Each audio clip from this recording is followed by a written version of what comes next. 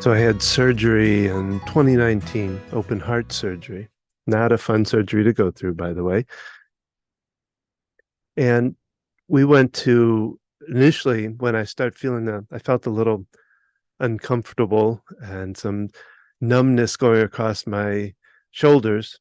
After you had had a heart attack 8 years prior. That's right. In 2011, I had my heart attack and had stints at that time. But in 2019, like I said, I felt a little odd and some numbness. And, of course, you were always good at uh, immediately taking me somewhere to just check it out. And so we went about 5 minutes from our house to a smaller hospital. That they built just for us because it Of wasn't course, there when yeah. you had your heart attack.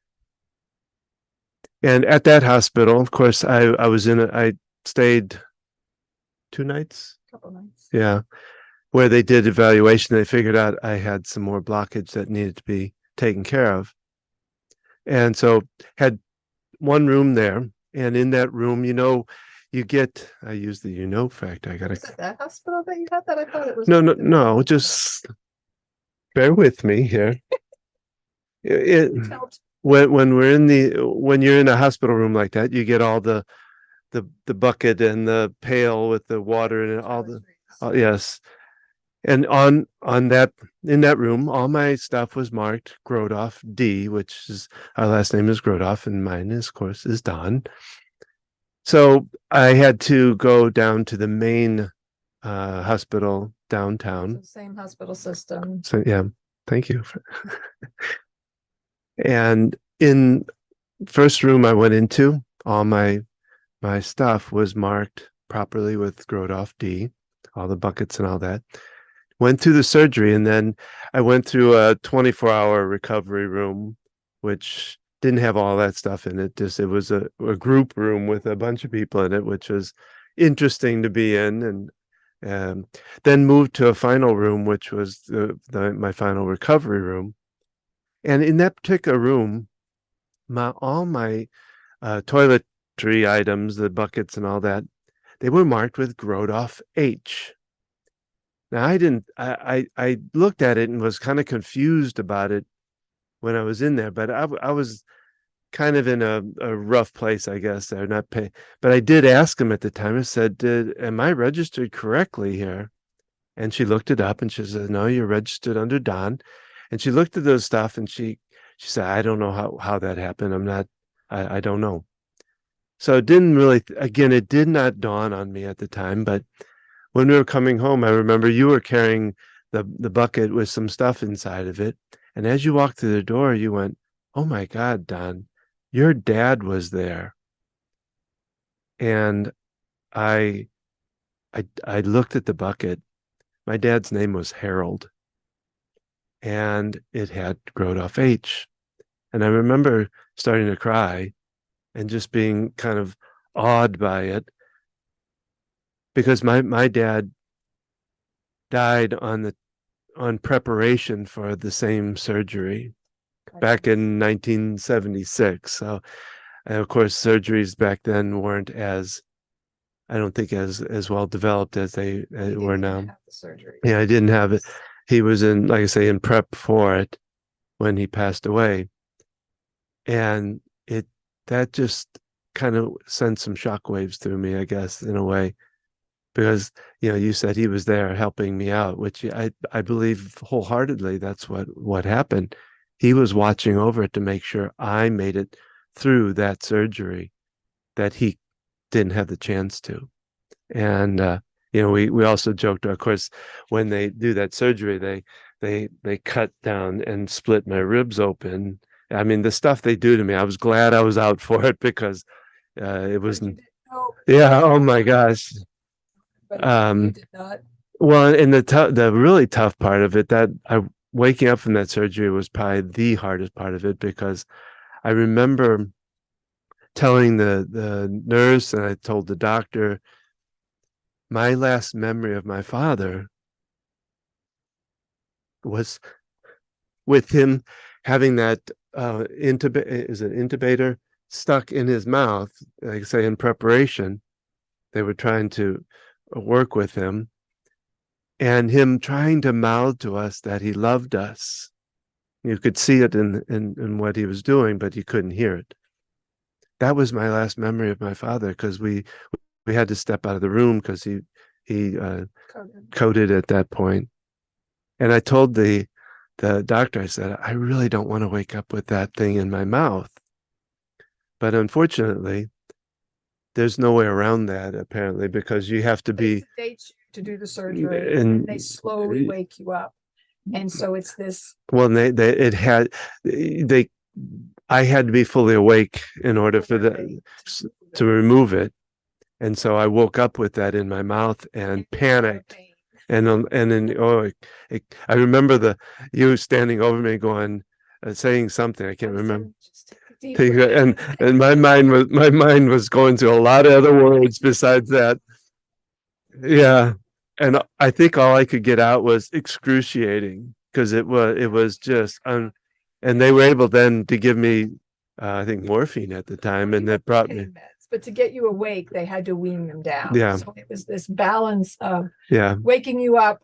Oh my without God. too much pain, but because the rest of it, I slept through everything. I didn't feel anything, and before a lot better. But that was that. Yeah. Oh my gosh. But it just it helped me to understand that I could still connect with the people that have passed before, and that they are there in some way, shape, or form. And it's just being in a place, emotionally, mentally, to connect with them. So hello, this is Don. This is Gina with Focused Healthy Family. This is podcast number 77. And today it's a conversation with Don and Gina around the topic of we are spiritual beings having a human experience. And before we get into our conversation, we'll hear a word from our sponsor.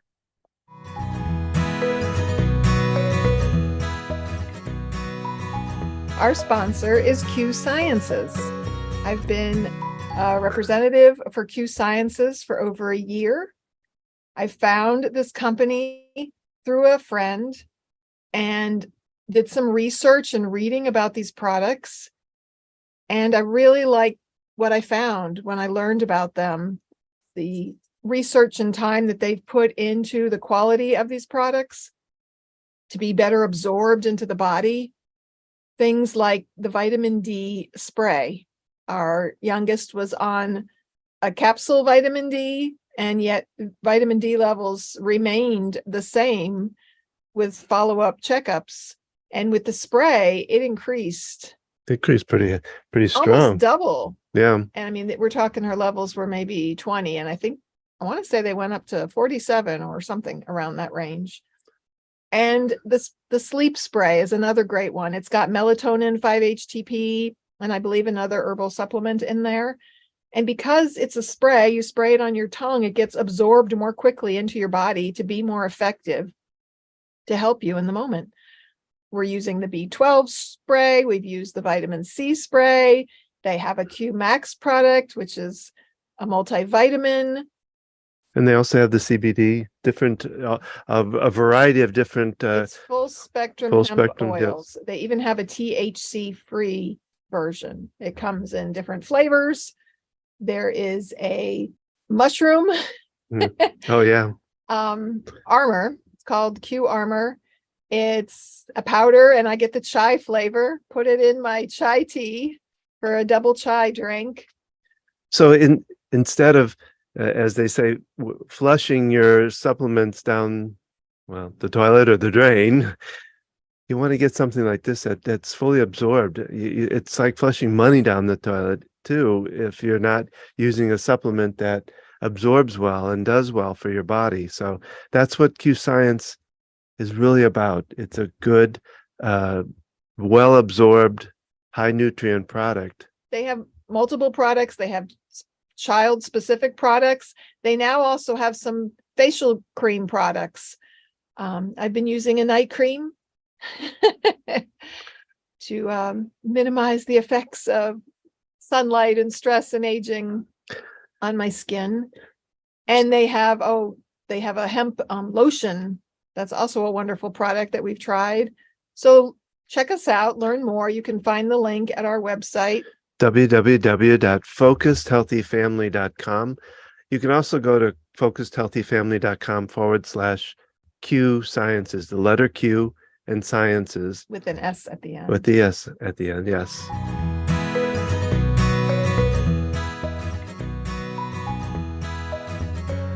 And we're back.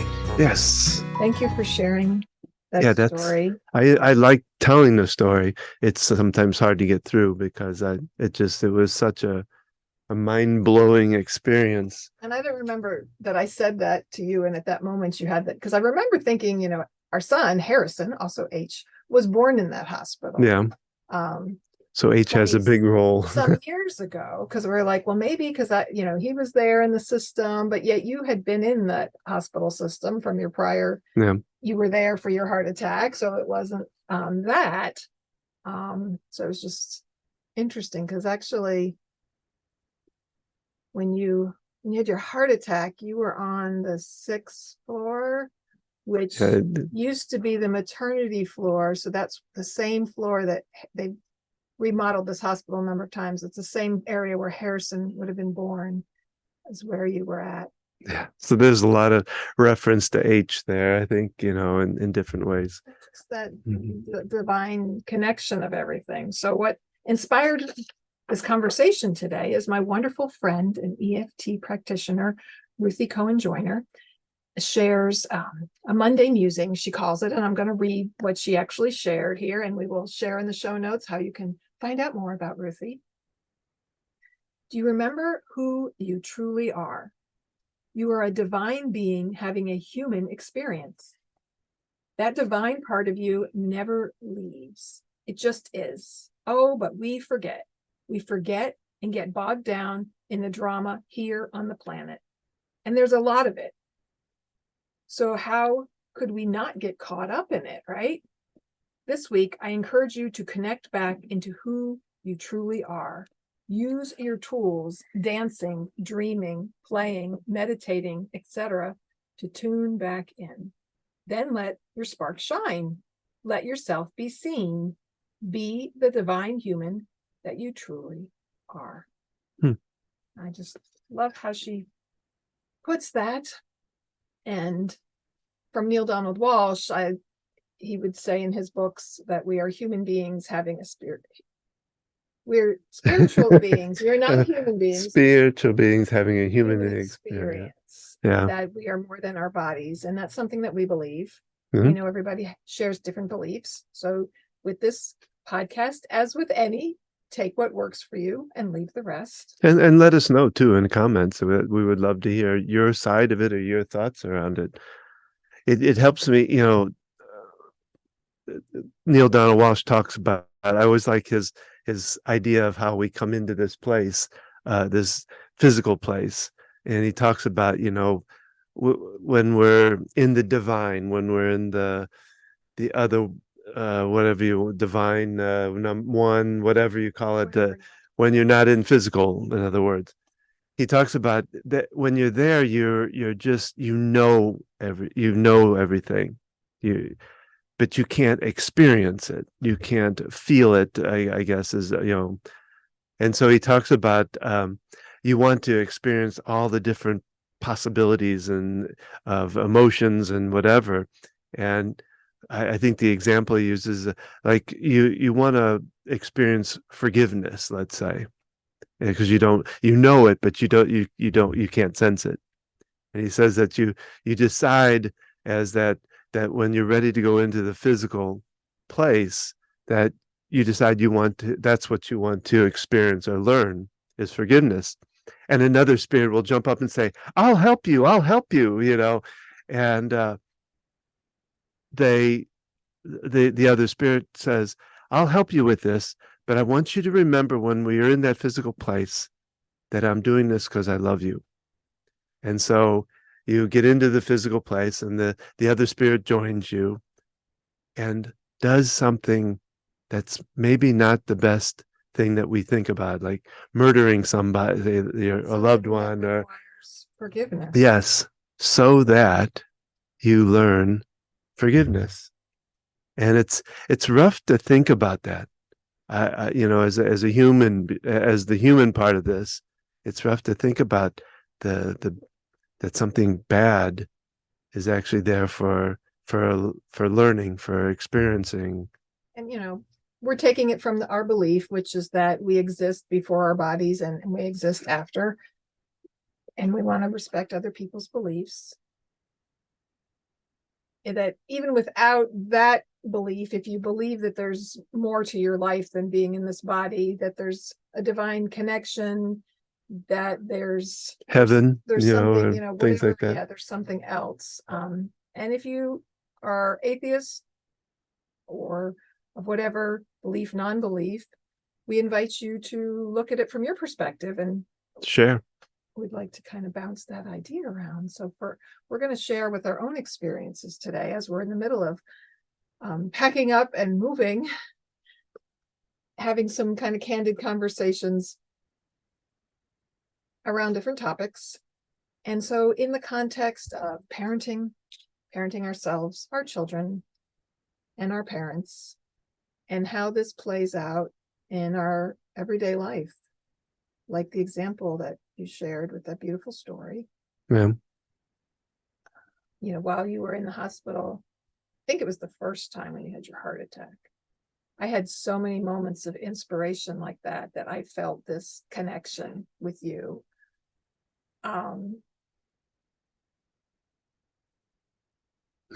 Well, there were moments with you, but then also when my dad first went in the hospital and had back surgery, I had those same kind, and I tend to get connection through the radio. Yeah. And hearing songs. When my dad had his first back surgery, it might have been his second back surgery. Anyhow, with his Parkinson's, he's more sensitive to anesthesia medications, and they can more prone to cause hallucinations, delusions, which cause behavior agitation. And I got a call from the hospital or from my mom that he was flared up, getting agitated. They actually had to restrain him because he, having this delusion that some people are trying to hurt him. I remember it being early in the morning while it was still dark, and I like to flip through the radio station, and I heard "Take a Walk on the Wild Side." I got to remember all the songs. "Crazy Train," and there was one more, but I laughed out loud, just thinking about my dad and all that he was experiencing. After my dad calmed down later that same day, he was describing to me how he was in this place and he thought people were going to hurt him, and he could hear me laughing. Yeah. And it was just like, holy cow, I was laughing while you were going through that experience, thinking about you, hearing these songs that made me chuckle. And I've always had that kind of connection with my dad, and we both have similar beliefs like that. And I remember too with you that I remember going to the cafeteria where I went the first time you were in the hospital, 12, 16 days. It was a long time. Yeah. It was actually a tougher recovery from the heart attack than from the open heart surgery, because the heart attack was emergency and the open heart surgery was more planned. And going and hearing, I felt like I was connecting with your divine self, because you were kind of half in and half out of this world as you were recovering, and hearing a song and just feeling such a strong connection with you. I remember even, we had kids that were 2 and 9 and 13, and I was juggling, caring for them, nursing the youngest, having family members be there in the house so that I could wake up super early, like 4 or 5 in the morning, go at the hospital, be there all the way till like 9 p.m. Yeah. And I remember even coming to the comforting feeling that we are so connected and we will always be connected. And somehow I came to a place of peace that even if you left this earth, that it was okay. In saying that, I don't even know how that I felt that at that time. That just, feels Well, overwhelming even thinking about it. I was angry when that was with the heart attack, and I wasn't angry at the with this latest thing, but the heart attack, I remember being very angry, and it was it kind of started out because I felt like I didn't have the movie experience, that a lot of movies of you go back and you see your relatives and they tell you not to go to the light and all that kind of He went into full cardiac arrest. He was blue. almost clinically dead at some point. I mean, they literally brought him back. Yeah. And so Well, it just so I didn't have that kind of experience that I could remember anyway. I mean, I don't know. I may have done more than I imagined. So it was there was anger there, and it was hard to be around anybody's energy. I remember because you were you were beaming with energy. I mean, you were I connected with Jan Luther, your EFT mentor, the first person I learned EFT with, and a couple other women that I had done a lot of workshops with, and people I had a real deep connection with. And I was reaching out to them and getting support that I needed, the emotional support. And I was on with Jan, and we were tapping in your room, and it was too much for you. yeah So I went, there was a hallway where they were remodeling. And so it was just a vacant hallway. And I remember I went, sat there and did tapping yeah with her because it was difficult. And but I reached out and I had that support to help me get through this, because I don't want to make it sound like I just was like, oh, the divine connection and this is so good. It was stressful. It was yeah. heart-wrenching. Is my husband going to be alive? Is he going to survive this? I have these young children. And so but I was able to tap into the support that I needed, which a lot of it, I mean, I also was able to reach out and ask friends to help out. And I learned to ask for help, and people were quick to jump in and help. But what I really needed for myself was that emotional connection, and people who had similar like-minded beliefs as far as spiritual beliefs, and having that was so powerful to me. So yeah, have all this energy around us. And I remember Jan even saying to me that it was probably too much for you. Oh yeah, it was. To you. And she described to me that she felt like you were kind of half in and half out of this world. Yeah, maybe trying to decide in some way, shape, or form whether I was going to stay or go. I guess I don't know. It was tough. Yeah, it was hard being around any visitors. I remember you and I both kind of talked about it. I think we worked out that we were able to say to people, I really need to Keep it short. Keep it short. When recovering from something, you need time to recover. And just a conversation with people can be overwhelming. Oh, everything wore me out. The whole spiritual component, Yeah. We can set that aside. If that just the recovery process of you need to rest, and all those things are so important. And being around people and talking with people and having conversations can be exhausting. Yeah. As much as people who enjoy connecting with people, you got to take it in small doses, and people don't always understand that.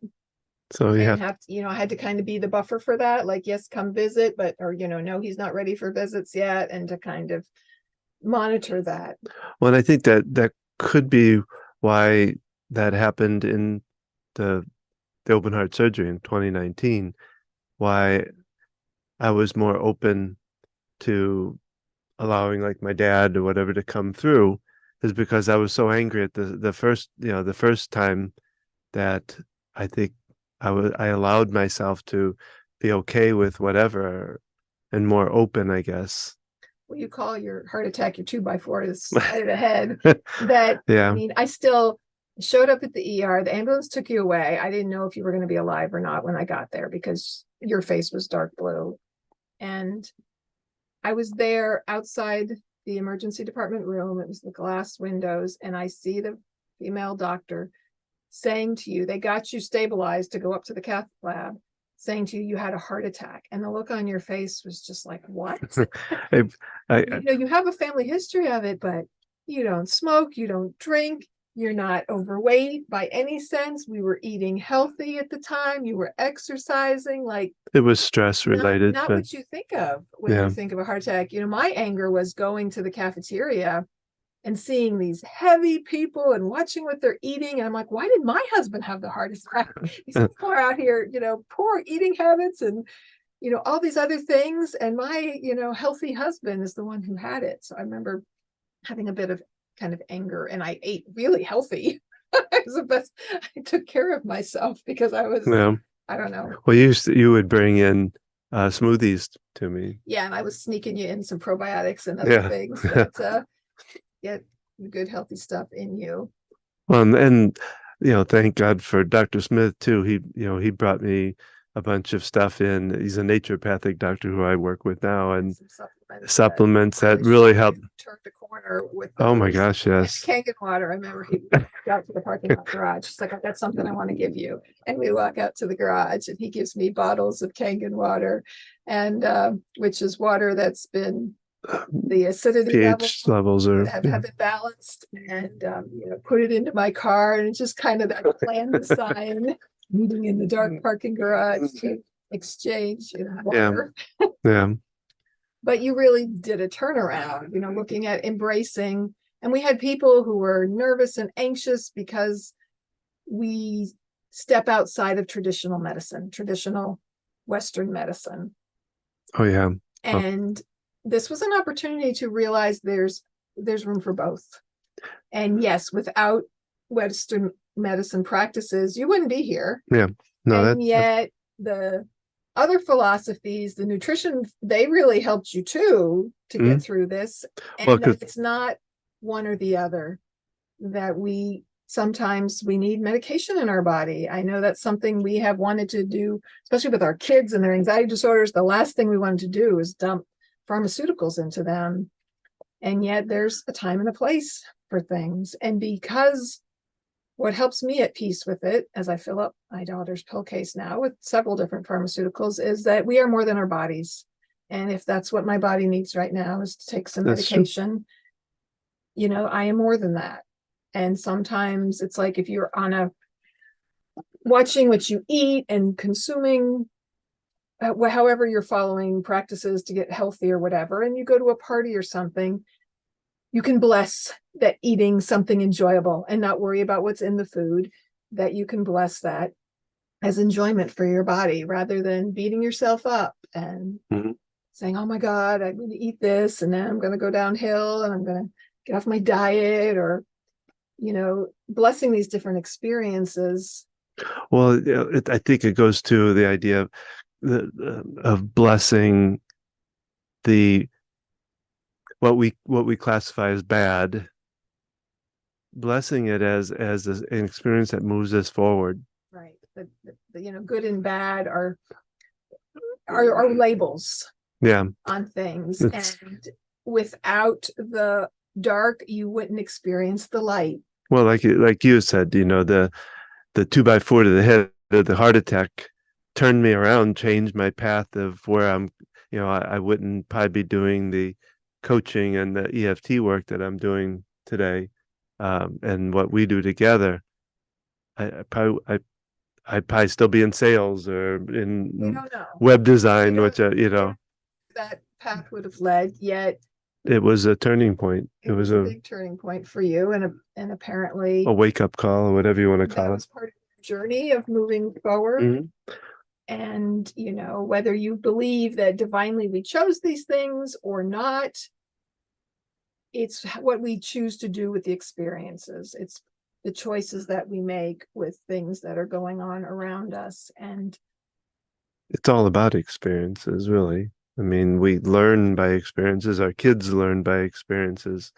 And it's not coincidence. I don't believe. I think it's how we create through our spirituality, through our divineness. We create our lives versus just happen to be happening. You go down a whole deep path with that, bringing it kind of back to families and raising children.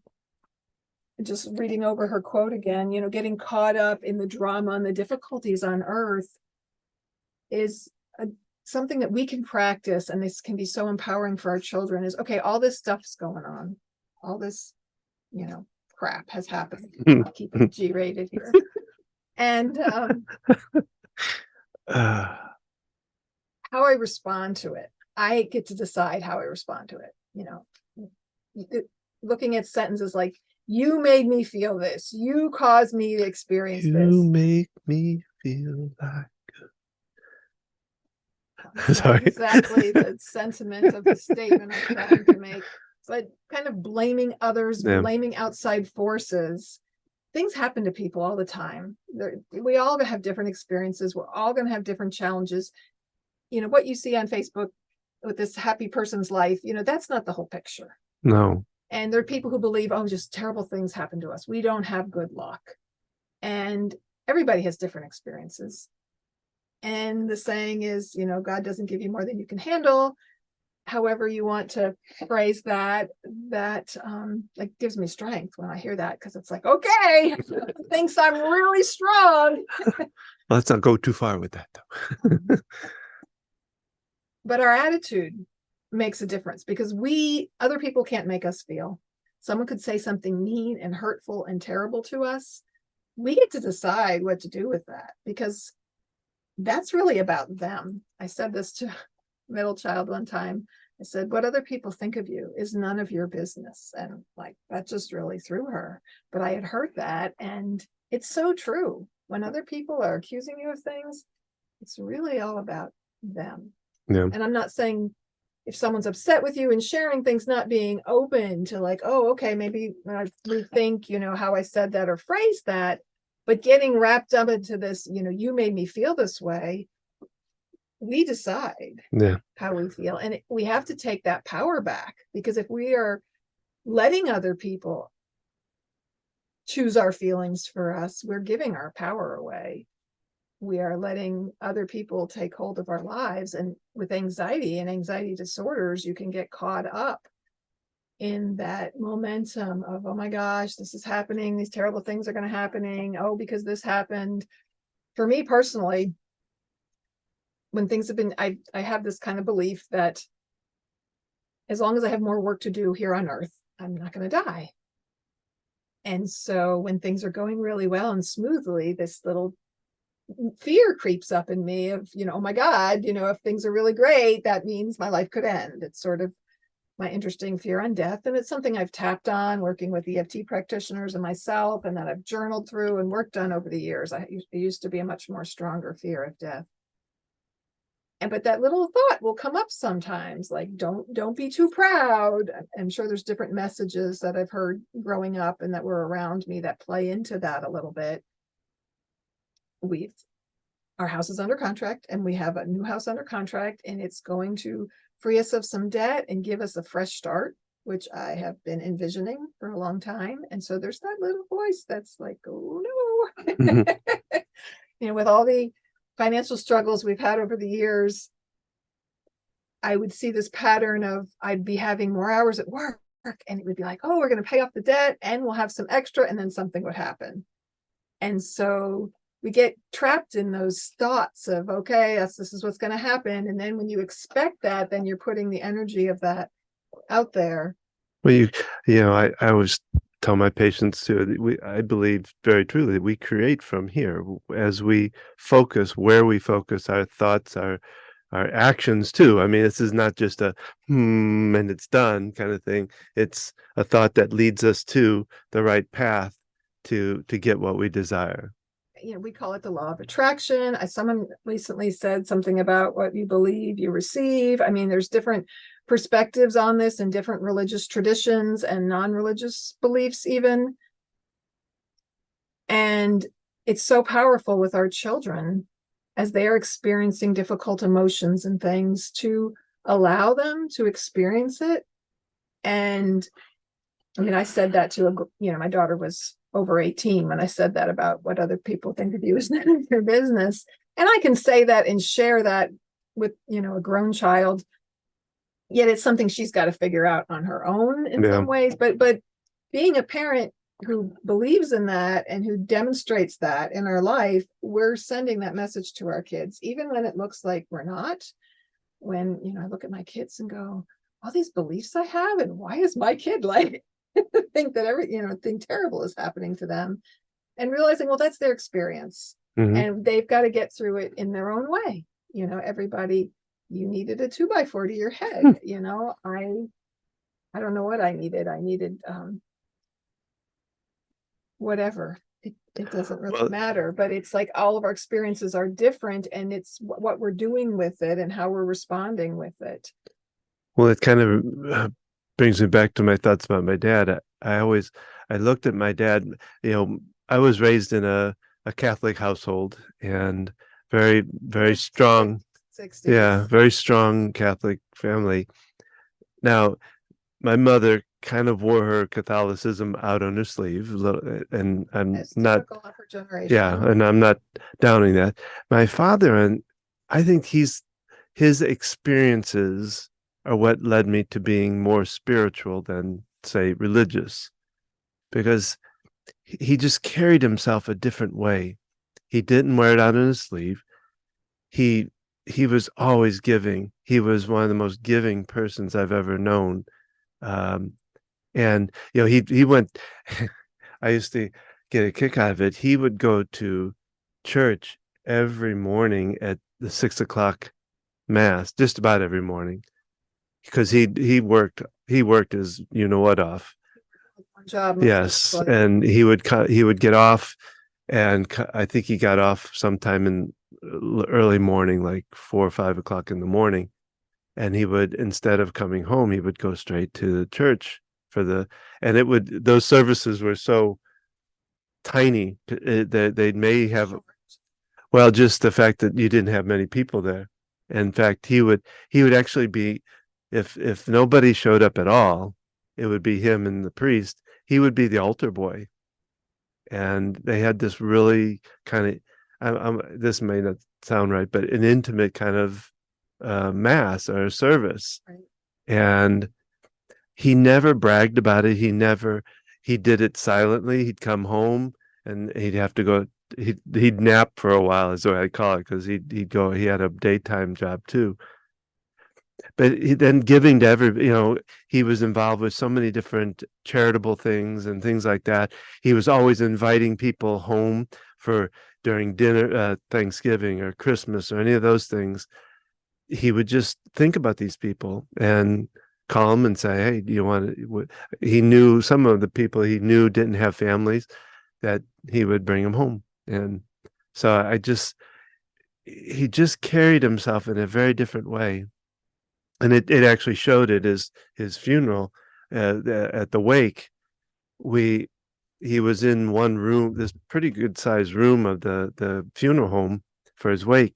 They literally had to open a second room because he had that many people coming every night. How old when he died? He was 50. I want to say 52, but I think it might have been 55. So he was a relatively young man. Yeah. But he had influenced so many people with his experiences, not what he said, or he was not a prophetic kind of person, or but with what he did and how he touched people's lives.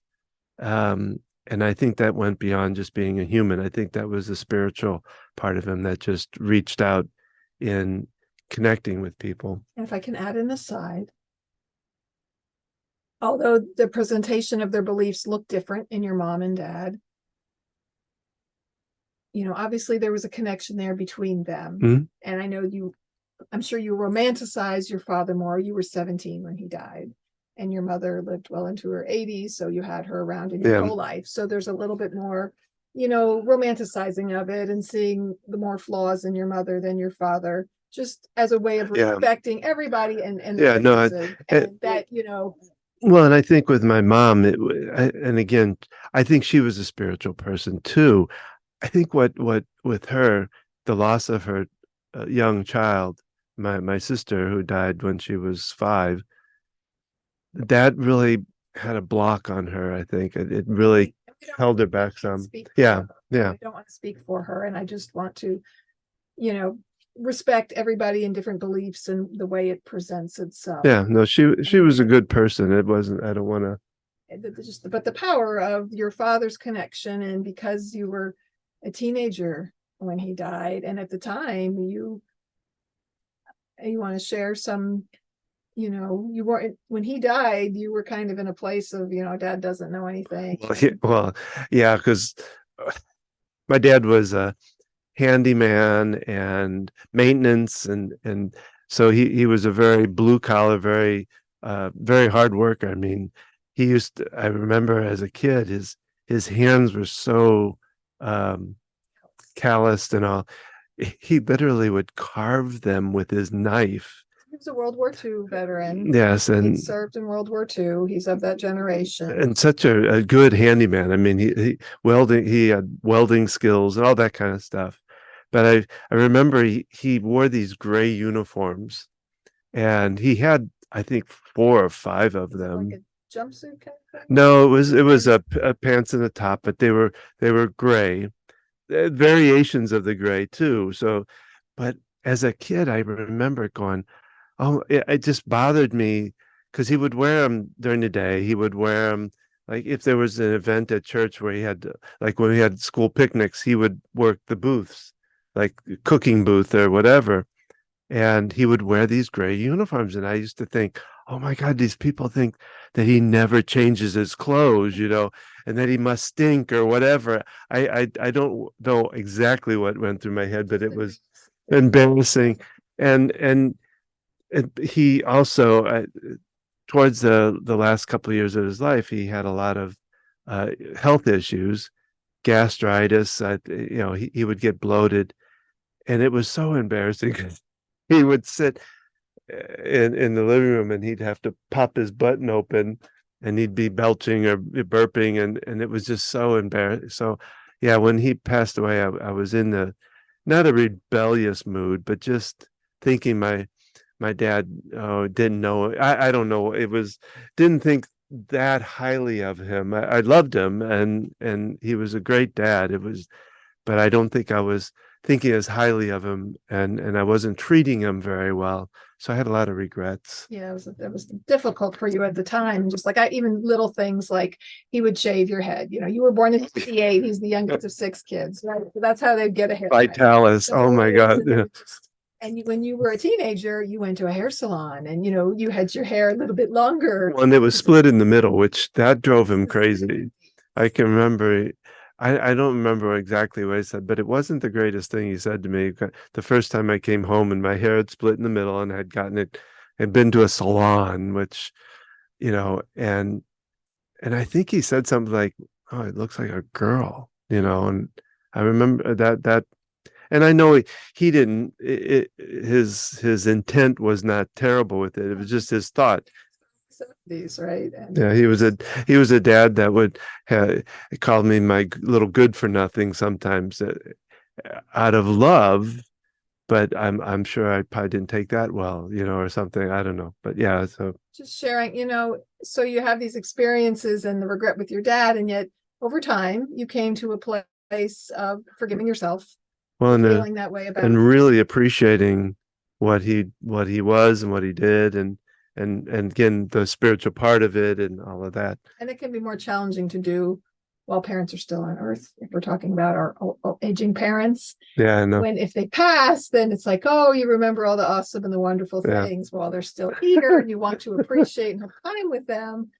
You can get wrapped up in things that annoy you, and there are families, in my extended family, where people don't talk to each other to the point of where they don't go to their funeral. And it's really, like, you can get annoyed and be mad with people, but they're still you. Them off, talking about brothers and sisters and close family members.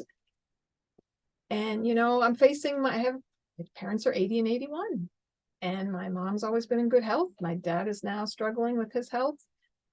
And we don't know how long they'll be here. I mean, my mom has done so many healthy things over the years, but caring for my dad is wearing on her, and just that reality of the preciousness of life, and the really limited time in the grand scheme of things, and wanting to make the most of it. and kind of, accepting people where they are. I guess where I'm going with this is, with our kids, with our loved ones, our parents, is accepting them where they are and not trying to fix things for them. But it's okay. You have this problem, but this means that this is the greater experience of it all.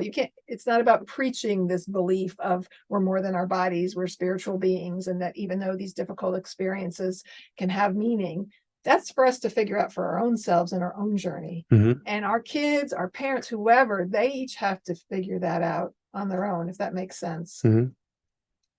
It's allowing us all to have different experiences and saying, okay, this is who I am, and not expecting other people to be like, oh, that's the right way to be. I'm going to be like you too, Gina, right? I used to think, if everybody was more like me, this world would be a great place and there wouldn't be wars. And but could I live with a bunch of me's? It's hard enough. No. Sometimes I think I could live with a bunch of me's, but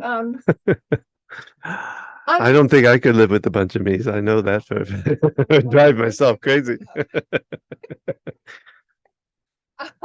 Well, I wanted just and to kind of wrap up as far as my dad, I just wanted to put this one thought out to kind of let people know. Dan Fogelberg does this song called Leader of the Band. It's about his own father, but there's a line in that really reminded me of my dad, and there's actually more than one, but the one was he uses this phrase, a thundering velvet hand. That was my dad. We really never got spanked or hit or anything like that. I mean, I think once or twice he or my mom may have popped me on the butt and said, stop that or something, but that was my dad. He could get mad at you, but he never took it out in any kind of physical form. And he was very gentle about how he did things. He didn't, he never encouraged fighting or anything like that. But anyway, I just wanted to leave that picture of my dad. That was him. So I guess the big question is, who are you? Do you know who you are? Have you delved into the journey of who you are as a human being? There's different ways that you can do this and experience this as a family. There's different books you can read. Neale Donald Walsch has a great book if you have similar beliefs and want to delve into it further in a way of sharing a story with a kid. He wrote a book for children. Yeah, having conversations around these things. We'll have to do a podcast on some children's books that are kind of applicable to the things we're saying. There's the Snowman Named Just Bob. Well, he does the Little Soul in the Sun. Little Soul Sun. The book is called The Little Soul in the Sun. There's another book called The Snowman Named Just Bob. I can't think of the author of that. There's the Snow Angel. There's a bunch of different stories that kind of really incorporate these kind of ideas, and just reading books like that with your kids and can help send that message and finding ways to have connections with them, whether it's going outside and do grounding together. I know when I hiked the mountains with my youngest and we brought our journals up there so we could sit over the beautiful view, and she, I didn't tell her what to write. She it's just giving her that opportunity to experience that, to find, her place of connection, to find what works for her. Well, and I'm listening to you, and I'm not sure if you said this, but I think the first place to be is recognize it in yourself, recognizing your own spiritual being, your own, is the first place. Mask on. Yeah, you put those on those around you, and that. Kathy and Todd with Zen Parenting Radio, sort of our mentors, so to speak, in this wonderful podcast. And now I'm going to forget what I was saying. They have a tagline, and it's, the best predictor of a child's well-being is a parent's self-understanding. I'm paraphrasing it, but it's to that effect. Yeah. And that we've got it, when we work with families, you often do EFT first because you've got to deal with your own baggage or your stuff. Yeah. Before you can help empower your children. And so there's a balance of that. And that's why I use that term, parenting our children, our parents, and ourselves. That we got to take care of ourselves in order to take care of other people. And by taking care of ourselves, it sends a powerful message to those all around us. Yeah. So that's our podcast for today. We hope you have enjoyed it. We would love to get your comments, your thoughts. Like Gina said at the beginning, if you have different thoughts around this, atheist, whatever it might be, we'd love to hear those too. We want to be open to all sides of this. Interviewing people, and so if you want to come on the podcast, of someone, love to have those opportunities to have different interviews with different people along all these topics that we talk about. So let us know, reach out to us, send us a message. And you can find out at our website. You can find out about our other workshops, our program, the coaching program we do for parents and kids. Also, we have Tuesday Tips, which every Tuesday we do a shorter podcast that gives an effective tip for parents. We also do it by email. You can find all of that at focushealthyfamily.com. And you can find us on Facebook. You can do an Instagram at gina.focusedhealthyfamily. Read the blogs that I'm trying to keep up. Coincide with each podcast we did. Life has happened. And so I'm not up to date on that, but that's my intention. It's hard enough just doing these sometimes, but and I invite that opportunity. And we'll have more guest bloggers, so reach out, connect to us in any way that you'd like. And remember, how you speak to your children today shapes their future and yours.